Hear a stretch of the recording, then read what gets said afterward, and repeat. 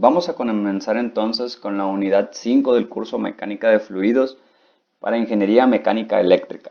En esta unidad nos vamos a centrar principalmente en el uso y la obtención de la ecuación de Bernoulli. Comenzaremos entonces con cómo podemos obtener la ecuación de Bernoulli a partir de la segunda ley de Newton, aplicada a un fluido que está en movimiento sobre una línea de acción. También estableceremos cuáles son los límites de esta ecuación, cuáles son los sistemas en los cuales lo podemos utilizar, cuáles son los sistemas en los cuales la ecuación de Bernoulli no nos dará un resultado que puede ser 100% confiable, y también veremos cuál es el comportamiento de dicha ecuación cuando tenemos tanto fluidos reales como fluidos ideales. Posteriormente definiremos lo que es una línea de gradiente hidráulico.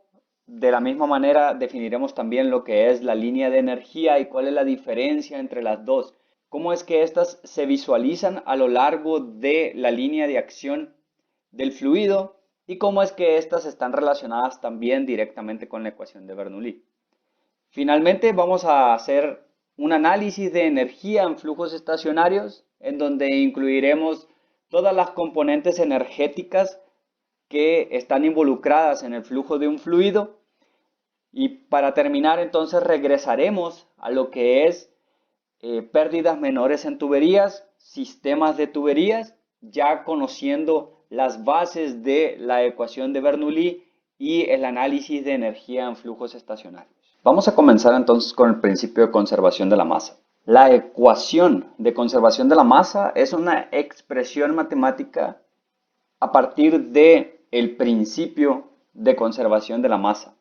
Y lo que nos está diciendo, lo que nos dice este principio es que la diferencia entre la masa que entra y sale de nuestro volumen de control es igual al cambio de masa que se está dando dentro de nuestro volumen de control. Hay que recordar, había dos tipos de sistemas que habíamos definido. Uno de ellos era el volumen de control y otro de ellos era el de masa de control. Básicamente teníamos uno que era un sistema abierto y el otro que era un sistema cerrado.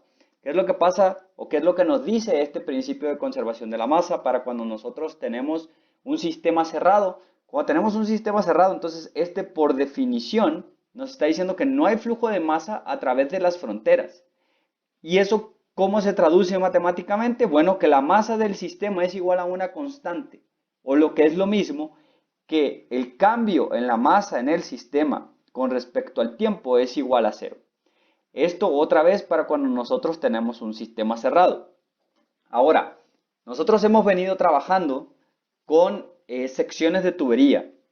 Más recientemente hemos trabajado con algunos componentes. Todos estos, o sea, las secciones de tuberías y componentes, entrarían como un sistema de volumen de control, que es otra vez con los que hemos estado trabajando. Puede ser una tobera, puede ser una sección definida de la tubería, puede ser un tanque en el cual está fluyendo, tenemos entrada y salida en el tanque. Lo que lo define es que entra y sale flujo constantemente. Entonces tenemos una sección, por ejemplo, una sección de tubería que sería la parte más sencilla, o sería el ejemplo más sencillo para ver lo que sería un volumen de control, en el cual yo puedo definir que 10 metros de tubería es mi volumen de control y todo el fluido que está ahí es el que va a ser objeto del estudio. Por un lado, entonces, vamos a tener una entrada de flujo y por el otro lado vamos a tener una salida de flujo. Entonces, en ese sistema, nosotros definimos cuál es el volumen que nosotros con el cual vamos a trabajar. Y a partir de ahí, entonces, vamos a escribir la ecuación de conservación de la masa. En este caso, sí va a estar entrando y saliendo masa de ese volumen de control, de ese sistema que yo estoy definiendo. Entonces, ¿cómo puedo expresar yo una conservación de la masa cuando tengo entrada y salida de masa en mi sistema? Bueno, con la siguiente ecuación.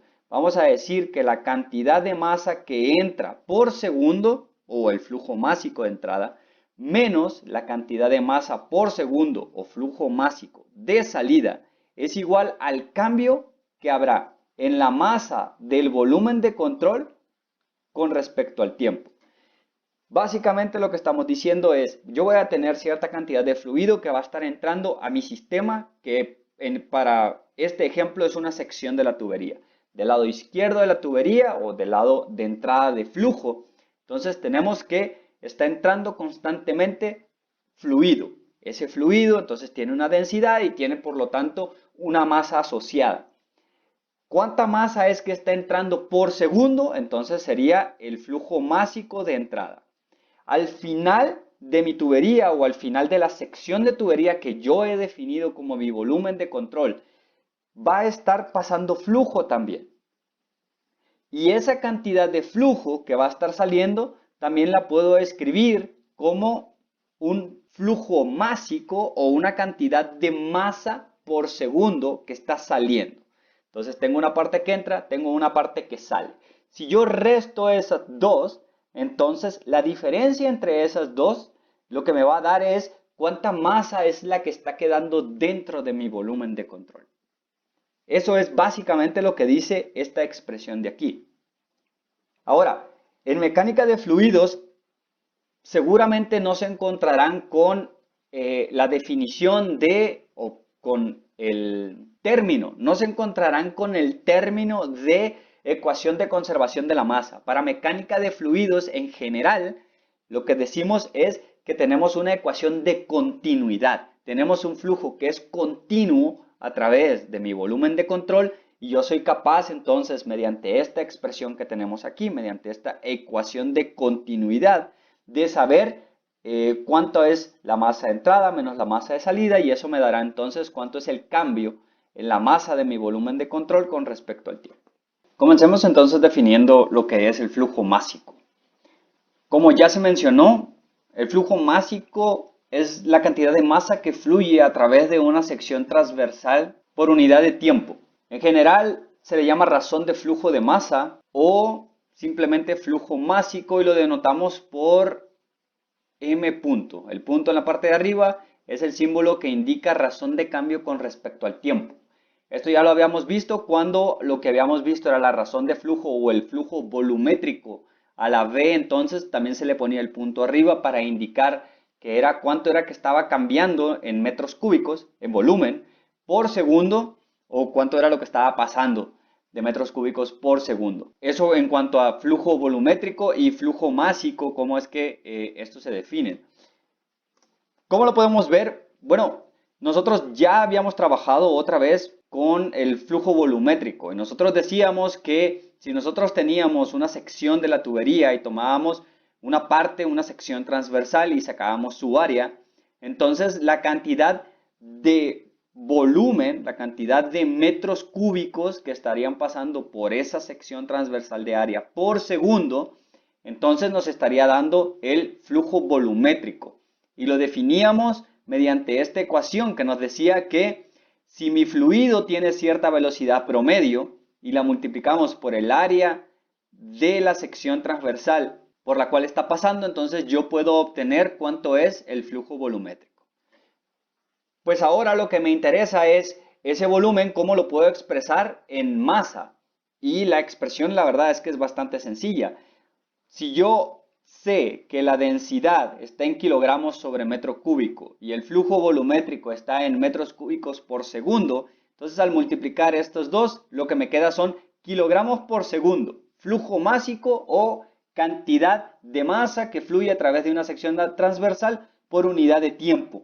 Si yo sustituyo esta ecuación que tengo aquí para el flujo volumétrico en mi expresión del flujo másico, lo que obtengo es que para obtener el flujo másico necesito cuánto es la densidad del fluido, cuánto es la velocidad promedio a la cual se está moviendo a través de esa sección y cuál es el área de esa sección transversal que tengo. Eso me dará entonces cuánto es el flujo másico que está pasando por este volumen de control que tengo en kilogramos por segundo. Una vez que ya hemos definido lo que es el flujo másico, hablemos entonces del principio de conservación de la masa. Este principio lo podemos expresar de la siguiente manera, diciendo la transferencia neta de masa hacia adentro de un volumen de control o hacia afuera de este en un intervalo delta t, en un intervalo de tiempo delta t, es igual al cambio neto, que puede ser un aumento o disminución en la masa total que está dentro de ese volumen en ese transcurso delta t. Entonces, básicamente lo que he venido repitiendo en las diapositivas anteriores. Nosotros vamos a tener cierta cantidad de masa que va a estar entrando a cualquiera que sea mi volumen de control y cierta cantidad de masa que va a estar saliendo de este. Y la cantidad que entra menos la cantidad que sale, entonces nos va a dar un aumento o una disminución de la cantidad de masa que tengo dentro de ese volumen de control. Veámoslo de una manera un poquito más gráfica. Si yo tengo una tina a la cual yo introduzco 50 kilogramos de masa de cualquier fluido que yo tenga y veo que mi tina tiene una fuga que deja salir 30 kilogramos de masa. Entonces tengo la masa que entra menos la masa que sale. Es el cambio en la masa total que tiene la tina. Entonces la que entra menos lo que sale serían 20 kilogramos. Nótese que aquí no nos interesa o no sabemos y no nos interesa cuánto es la masa que ya tiene la tina en un principio. Lo único que me está diciendo es cuánto cambia de masa la tina con esa entrada y con esa salida de masa. Obviamente este es un problema o un ejemplo, digamos, complicado de racionalizar debido a que yo tengo que medir exactamente los 50 kilogramos de masa que están entrando y tengo que medir exactamente los 30 kilogramos de masa que están saliendo. En un sistema real, en un sistema continuo en el cual está constantemente entrando y saliendo masa, es preferible trabajar con lo que ya mencionamos, con el flujo másico. Entonces la cantidad de masa por segundo que está entrando menos la cantidad de masa por segundo que está saliendo me va a decir cuánto es que cambia el volumen de control cada segundo que yo tengo estos flujos entrando y saliendo entrando y saliendo a mi volumen de control. Veamos ahora un caso especial en el cual tenemos un balance de masa cuando tenemos un flujo que es estacionario. Durante el transcurso de un proceso de flujo estacionario, la cantidad de masa contenida dentro del volumen de control no va a cambiar con respecto al tiempo. Es importante aquí remarcar esto. Lo que no va a cambiar con el tiempo es la cantidad de masa dentro del volumen de control, dado que tenemos flujos estacionarios. Ya vimos unas unidades atrás ya vimos cuál era la definición de un flujo estacionario. Entonces, también podemos tener dos diferentes tipos de procesos. Por ejemplo, existe el proceso en el cual vamos a tener una sola entrada y una sola salida de flujo estacionario, como puede ser la salida de agua por una sección de manguera. Únicamente vamos a tener una entrada y una salida y si tenemos la particularidad de que dentro de esa manguera se está moviendo un flujo que es estacionario, entonces vamos a decir que la cantidad de masa dentro de ese volumen de control que es la sección de manguera es constante, y para que sea constante entonces la cantidad de masa que entra tiene que ser igual a la cantidad de masa que sale, o la cantidad de flujo másico que entra es igual a la cantidad de flujo másico que sale. Existen por otro lado otros procesos en los cuales podemos tener múltiples entradas y múltiples salidas, y si estamos trabajando otra vez con un sistema en el cual está fluyendo un fluido que es estacionario, entonces la ecuación del balance de masa la podemos hacer como una sumatoria de la cantidad de masa que está entrando a mi sistema, que va a ser igual a la cantidad de masa que está saliendo de mi sistema. Esta igualdad que nosotros tenemos aquí, en el cual decimos que la cantidad de flujo másico que está entrando es igual a la cantidad de flujo másico que está saliendo, es exclusiva de cuando tenemos flujos estacionarios. ¿Por qué? Porque cuando tenemos flujos estacionarios, otra vez, la cantidad de masa que está dentro de mi volumen de control no va a cambiar, se va a mantener constante. Entonces, para que eso sea una constante, bueno, si la cantidad de masa dentro de mi volumen de control es una constante, entonces el cambio de la cantidad de masa dentro de mi volumen de control con respecto al tiempo es cero, y para que sea cero, entonces la cantidad de flujo másico que está entrando es igual a la cantidad de flujo másico que está saliendo. En este ejemplo que tenemos aquí, entonces estamos trabajando con dos entradas. Por una de ellas están entrando 2 kilogramos por segundo y por la otra están entrando 3 kilogramos por segundo. Entonces, el balance de masa nos dice que si esto es un flujo estacionario y yo nada más tengo una salida, bueno, por esa salida tienen que descargarse 5 kilogramos por segundo de masa, dado que son los mismos que están entrando y estoy en condiciones de flujo estacionario. Hay un caso muy particular que es cuando estamos trabajando con flujos que son incompresibles y estacionarios. Es decir, no únicamente estamos trabajando con flujos que son estacionarios, sino que además el fluido con el que estamos trabajando es incompresible. Esto es muy común cuando estamos trabajando con líquidos.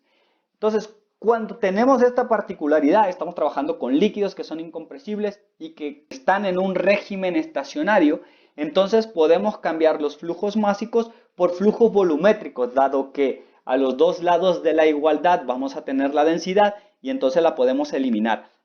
Pero sí hay que tener mucho cuidado. No existe tal cosa como la conservación del volumen.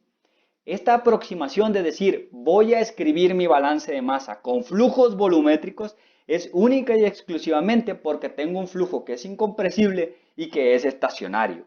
Por lo tanto, la densidad a los dos lados de la ecuación del flujo másico se va a eliminar y me voy únicamente o me puedo ir únicamente con los metros cúbicos que están entrando igual a los metros cúbicos que están saliendo. En el siguiente video voy a hacer un par de ejercicios con los cuales voy a tratar de ejemplificar mejor cómo es que se hace un balance de masa en un sistema que es sencillo, como puede ser la salida de fluido en una manguera con tobera y, por ejemplo, la descarga de un tanque en el cual la altura del tanque, bueno, va a estar cambiando con el tiempo debido a que tengo una abertura en ese tanque y por lo tanto la velocidad a la cual va a estar saliendo el fluido va a cambiar con el tiempo. Entonces, uno muy sencillo, otro un poquito más complicado que requiere de un par de integrales que no son nada del otro mundo. Nos vemos en el siguiente.